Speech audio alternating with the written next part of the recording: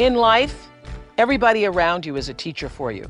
If you're in a bad relationship right now, you are a student of how to have a better relationship. If you're in a bad situation with your boss, that is a teaching situation for you to learn how to get yourself a better boss. Who would have thought in all of the years of the Oprah Show that Jim Carrey would be one of our greatest teachers?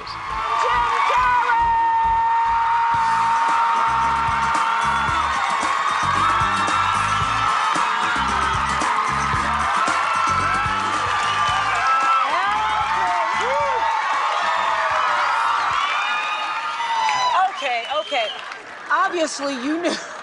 Obviously you knew somewhere inside yourself that you were destined to be famous, because I think it's really a marvelous thing, that visualization thing you did. Do you all read about this or hear this? That you used to go up on Mulholland Drive and park every night and visualize seeing yourself as...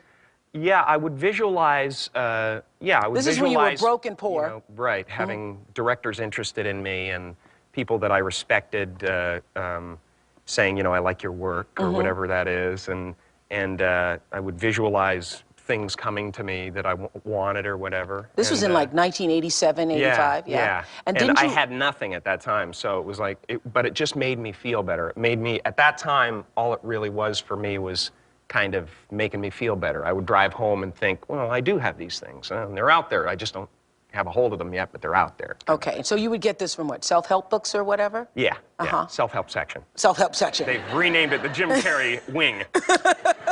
So didn't you write yourself a check? I heard that you did. Is that true? I wrote myself a check for $10 million for acting services rendered, and I gave myself 5 years, or 3 years maybe, and I dated it Thanksgiving 1995. And I put it in my wallet, and I kept it there, and it deteriorated and stuff. But then, just before Thanksgiving 1995, I found out that I was going to make $10 million on, I think it was Dumb and Dumber, maybe. Dumb and Dumber, yeah. So you visualize yourself like... Visualization works if you work hard. Yeah. Well, yeah, that's the thing. You can't just visualize and then, you know, go eat a sandwich. I love that. That was such a powerful moment for me, because I was not a person who did visualization or thought about my belief system in such a practical way.